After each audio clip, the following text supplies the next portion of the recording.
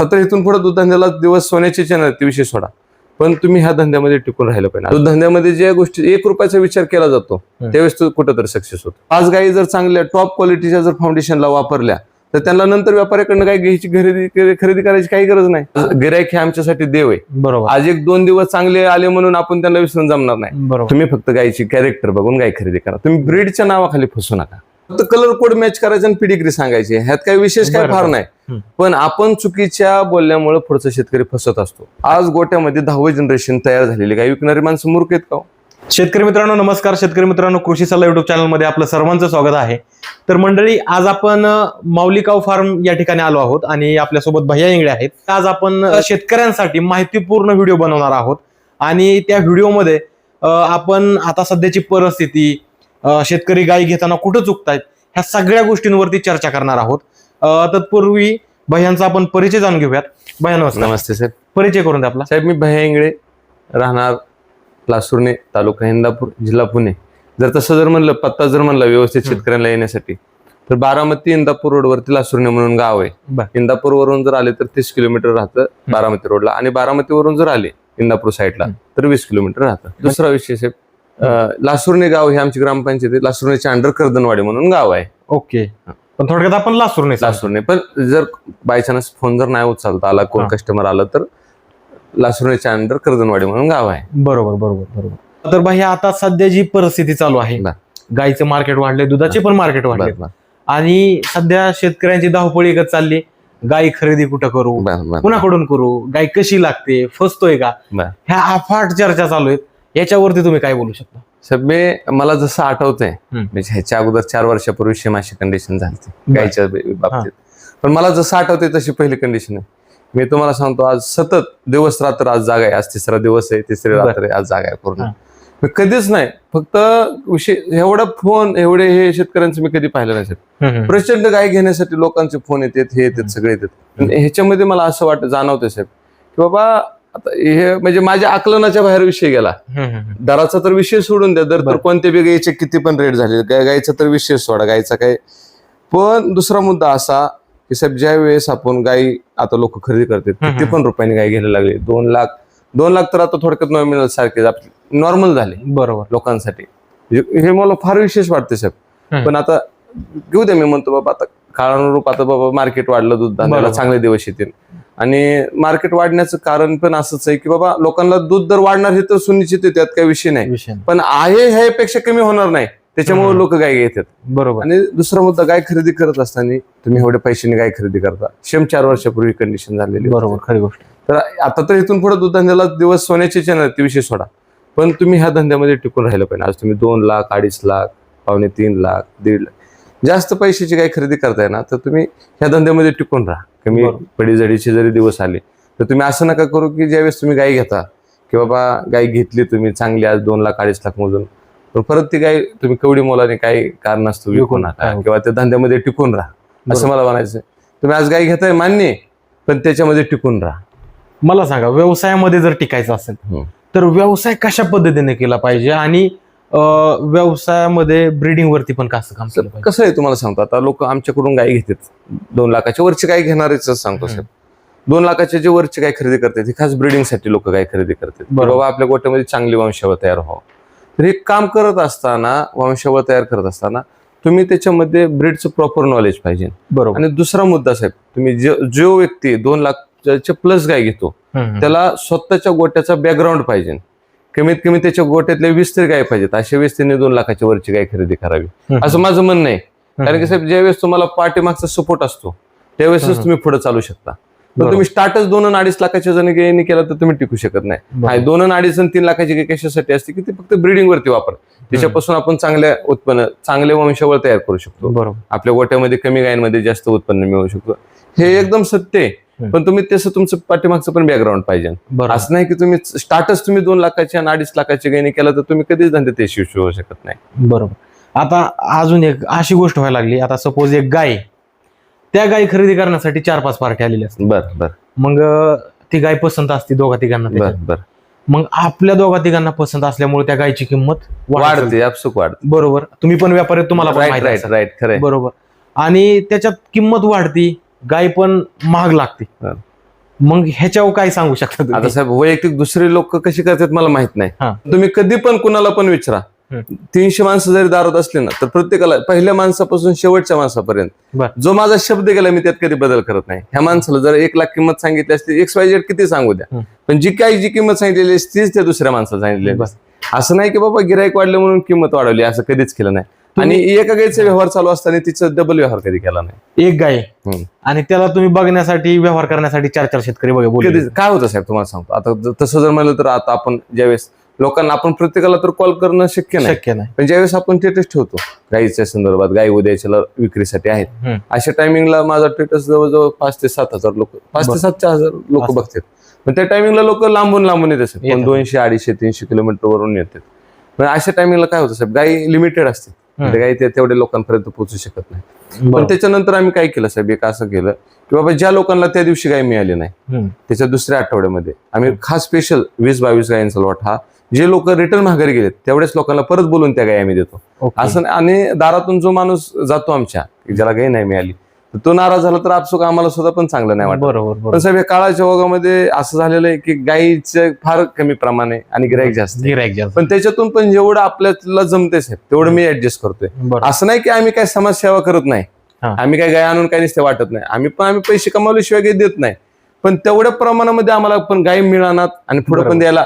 आणि सगळ्यात महत्वाचा मुद्दा, तर जे कोणाचे फोन उचलले जात नाही त्यांची मनापासून माफी मागतो. पण मी आवर्जून जरी कोणाचा बाबा आज नाही फोन उचलला तर मी नक्की उद्या परवा पण मी नक्की त्या लोकांची कॉल मी रिसिव्ह करत असतो किंवा माघारी करत असतो.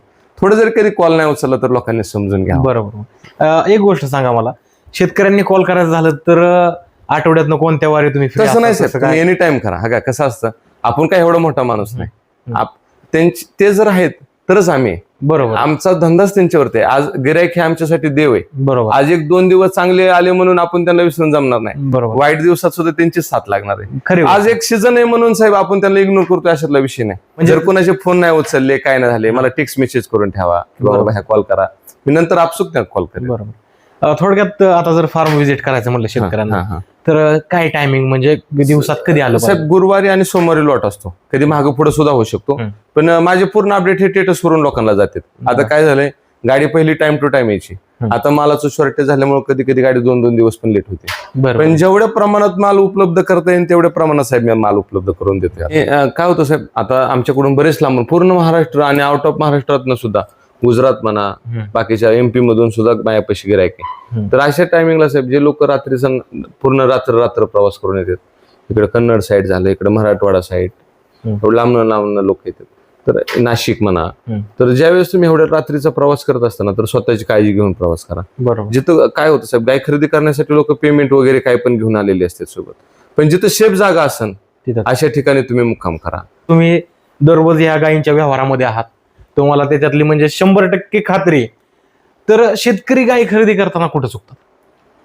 आता खरं सांगतो साहेब, माझं तुम्ही प्रत्येक व्हिडिओ चेक करा, कमीत कमी 4-5 वर्षापूर्वीपासून व्हिडिओ असतात तुमच्या याच्यावर. मी पहिल्या व्हिडिओ पासून आणि आताच्या व्हिडिओ मध्ये माझ्या बोलण्यात कधी बदल नाही झाला.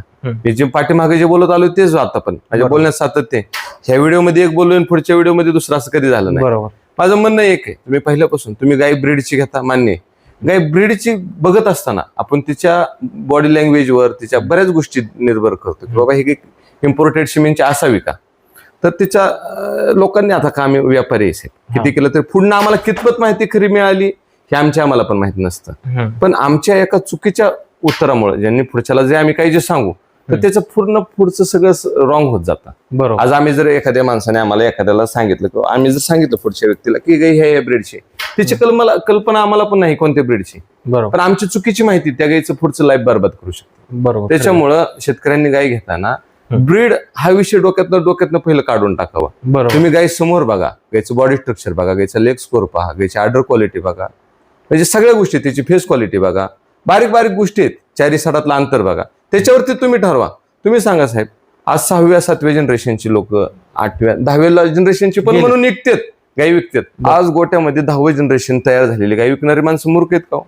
10वं जनरेशन गोट्यात तयार करणं म्हणजे एवढं सोपं आहे का? किंवा तुम्ही 6वं-7वं जनरेशन सहज म्हणून जातात. एक तुम्ही फक्त गायची कॅरेक्टर बघून गाय खरेदी करा, तुम्ही ब्रीडच्या नावाखाली फसू नका. आणि त्याच्यामुळे रेट गायला कोणते बी रेट काय बी झाले साहेब, अक्षरशः गिरायक जर आमच्यात आलं ना, आम्हाला लाजा वाटायला लागल्या किमती गायींची, किती किंमत सांगावी आमची आम्हाला कळणार. एवढे रेट गायींचे महाग झालेत की बोला, सोन्यापेक्षा पण गायीचे रेट महाग झाले. बरोबर. त्याच्यामुळं सगळं अवघड गोष्टी होऊन बसतात.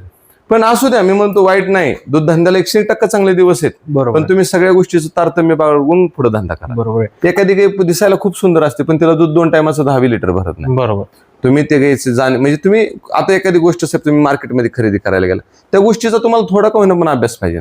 तुम्ही आज अशी पण गिरायक येतेच साहेब, मला अशी बी रिक्वायरमेंट आहे साहेब, आम्हाला 6व्या जनरेशनची गाय द्या, 5व्या जनरेशनची गाय घ्या, आम्ही तुम्ही म्हणते तेवढे पैसे द्यायला तयार आहे.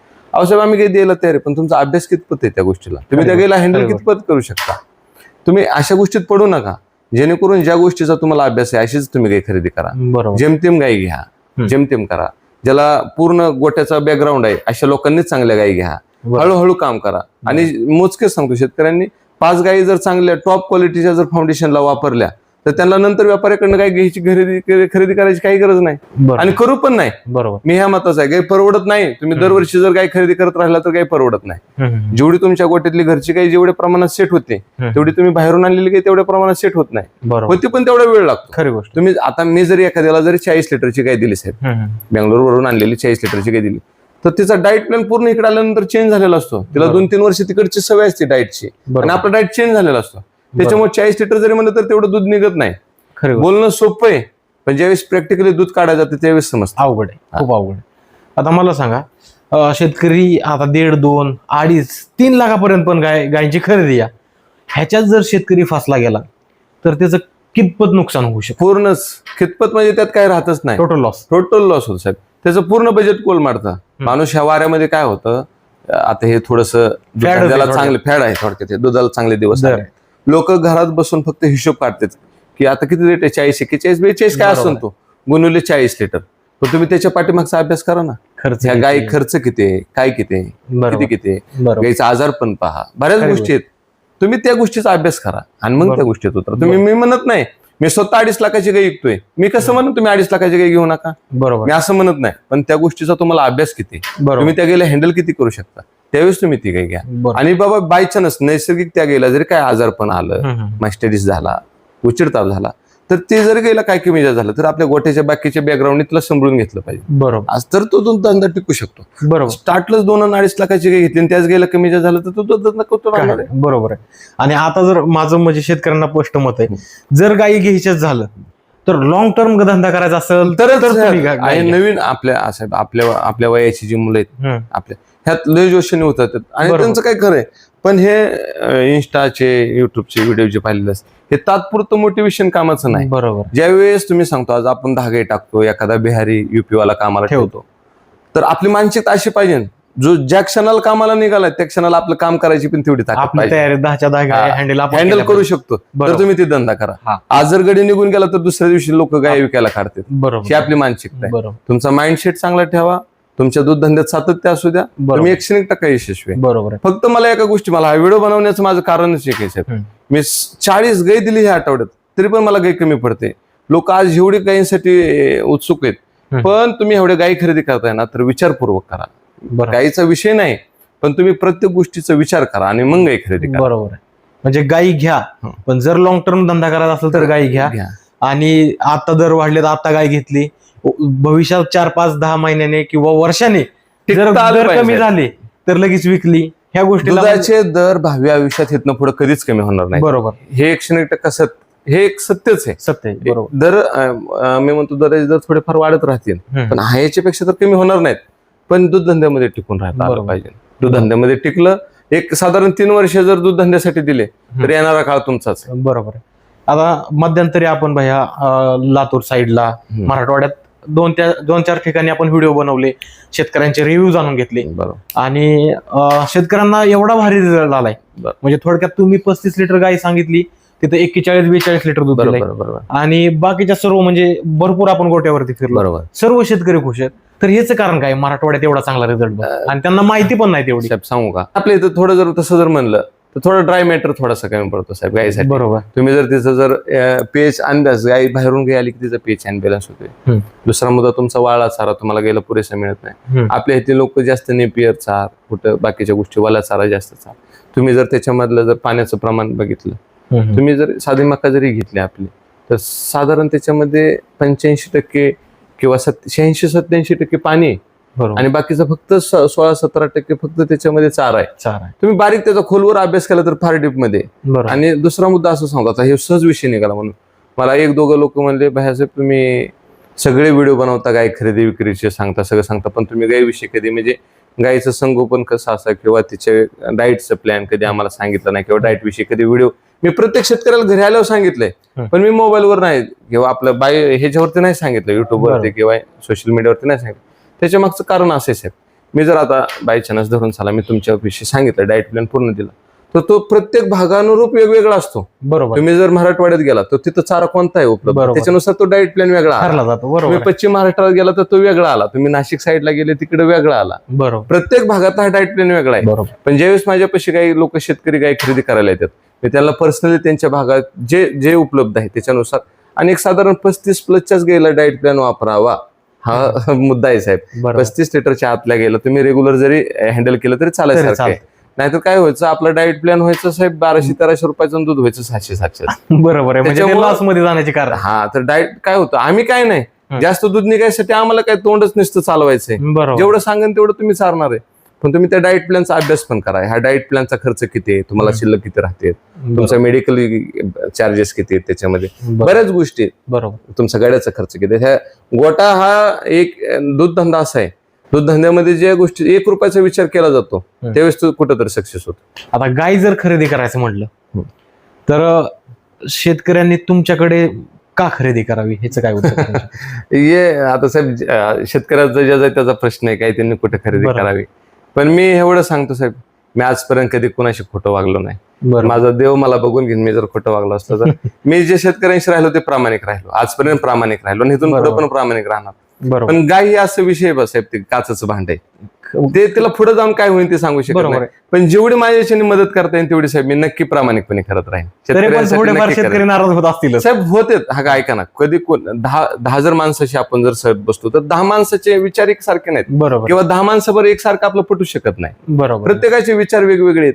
आपण प्रत्येक ज्यावेळेस गाई पुढच्याला आपण देतो, गाय जर चांगली लागली तर आम्ही चांगला आहे, गाय खोटी लागली तर आम्ही खोटाच आहे, त्यात काही विषयच नाही. पण आपण तो विषय शेतकऱ्याचा पुरतो तो विषय सोडा, पण आपण आपल्याकडून गाय देताना आपण किती प्रामाणिकपणे धंदा करतोय हे आपण आपलं ठरवलं पाहिजे. आपण दुसऱ्याची मोजमाप कधी काढायची नाही. मी माझं काय देऊ शकतो, माझ्यापाशी काय क्वालिटी आहे, माझी स्पर्धा ही माझ्याशीच असणार आहे, माझी स्पर्धा दुसऱ्याशी नाही. मी काय देऊ शकतो, मी किती प्रामाणिक राहू शकतो हे मीच ठरवायचं. बरोबर. आणि मी जर चुकीचं वागलो तर आपचूक हे लय दिवसाचं नाही. याच्यामध्ये कितीतरी जण साहेब गेलेले आहेत. आणि आपण मागच्या व्हिडिओच्या माध्यमातून आपण बोललेलो ह्या गोष्टी, शेतकऱ्याचा आनंद पण पाहिला व्हिडिओच्या माध्यमातून. साहेब मी तरी तुम्हाला ठराविक गोट्यावर नेले, मला जास्त अशी हे करायची सवय नाही. मी तुम्हाला जर असे माझे कितीतरी गोटे साहेब, बरोबर, मी त्यांच्या म्हणजे तुम्हाला जर गोट्यावर नेले तर तुम्हाला जाणवेल कितीतरी आहेत न, म्हणजे मस्त येणार नाही तेवढे गोटे आहेत, कितीतरी आनंदी लोक आहेत. बरोबर. आता मागच्या ह्याच्यात तुम्ही आता म्हणलात की महाराष्ट्रामध्ये म्हणा किंवा बाहेर अदर स्टेट यामध्ये शेतकरी ज्यांनी ब्रीडिंग वरती काम केलंय, चौथ्या जनरेशनला पोहोचले, काही शेतकरी 10व्यापर्यंत गेलेत आणि नंतर ते काय ब्रीड ते विकत नाहीत. बरं, बाहेर तर असं चाललंय की ही एवढ्या ह्या ब्रीडची आमच्याकडे डिटेल आहेत. बरं, डिटेल पण ते कागदावरती असतात. 10 तुम्हाला सांगू का, आता मी तुम्हाला बसून 10 पेडिग्री माझ्या तोंडपाठ आहेत, फक्त कलर कोड मॅच करायचं आणि पेडिग्री सांगायची, ह्यात काही विशेष काय फार नाही. पण आपण चुकीच्या बोलल्यामुळे पुढचा शेतकरी फसत असतो, आणि तो जर आपण जर एखाद्याला फसवलं ना एक दिवस आपण फसणार हे नक्की. त्याच्यामुळे जेवढं प्रामाणिकपणे धंदा करता येईल तेवढं करता येईल. आणि दुसरा मुद्दा सांगतो, आम्ही जे आता तुम्ही असं म्हणता की भाई तुम्ही जनरेशनची जर गाय देत नाही तर मग तुम्ही 2-2.5 लाखाची गाय विकता कशी. तर दुसरा मुद्दा सांगतो त्याच्या मागे, आम्ही बेंगलोरमध्ये ज्यावेळेस गाय खरेदी करतो, बेंगलोरमध्ये 1984 सालापासून बेंगलोरमध्ये ब्रीडिंग वरती हे गव्हर्नमेंटने काम केलेलं आहे, तिथल्या स्थानिक लोकांनी केलेलं नाही. बरोबर. ब्रीडिंग वरती काम गव्हर्नमेंटने केलं, त्याच्यामुळे आपसुक तिथं वंशावळ जी गायची जे असतं ते ऑटोमॅटिक डेव्हलप झालेली. त्याच्यामुळे तिथं होताना जी जनरेशन ऍक्टिव्ह झालेली गाय आम्हाला मिळते, त्याच्यामुळे आम्ही त्या गाय लागलं हे बघत बसत नाही, त्याचं बॉडी कॅरेक्टर बाकीच्या सगळ्या गोष्टी बघून एकदा गाय आमची नजर जरी पडली गायवर तरी सांगू शकतो हे गाय काय करू शकतो. बरोबर. हा विषय आहे की बाबा ती ह्या जनरेशनची ते जनरेशन ते मला तर पटतच नाही. दुसऱ्यांनी किती मला 10व्या जनरेशनची म्हणू द्या, आपल्याला नजरेला पडते तीच गाय आपली योग्य. ओके. तुम्ही गाई देताना काय खात्री देताय शेतकऱ्यांना आता? साहेब मी 4 सडाला पूर्णपणे बांधलेला राहतो, अंग भांड्याला पूर्णपणे बांधलेला राहतो. आणि विशेष म्हणजे दुधाचा जो मुद्दा आहे, मी सेकंड लॅक्टेशन पहिल्या रोला पण कधी कधी छाती टोकून सांगतो की ही गाई एवढं दूध देईन, आणि सेकंड लॅक्टेशनला पण मी दुधाचं बोलीत राहतो. पण साहेब असं होतंय, दुधाची बोली करत असताना पुढचं मॅनेजमेंट किती आहे, आपण तर त्यांच्या घरी गेलेलो नसतो, पण किती स्वरूपात आहे, तिथून गाय जाऊन तिथं किती पट म्हणजे किती पट सेट होते त्याच्यावरती तिचं दूध डिपेंड राहतं. लय झालं ते 2-3 लिटरचा फरक पडला तर शेतकरी पण आपल्याला समजून घेतोय. जास्त फरक पडला तर एकमेकाच्या विचाराने जे योग्य मार्ग निघेल ते मार्ग पण काढून देतो सर. बरं. तर शेतकरी मित्रांनो, आपण व्हिडिओच्या माध्यमातून माहिती जाणून घेतली. कोणत्याही थपांना बळी पडू नका. गाय घेताना योग्य सल्ला घ्या, माहिती त्या माणसाला न्या आणि योग्य व्यापारी सिलेक्ट करा. तर आजच्या या व्हिडिओमध्ये इथेच थांबूयात. तोपर्यंत नमस्कार. नमस्ते.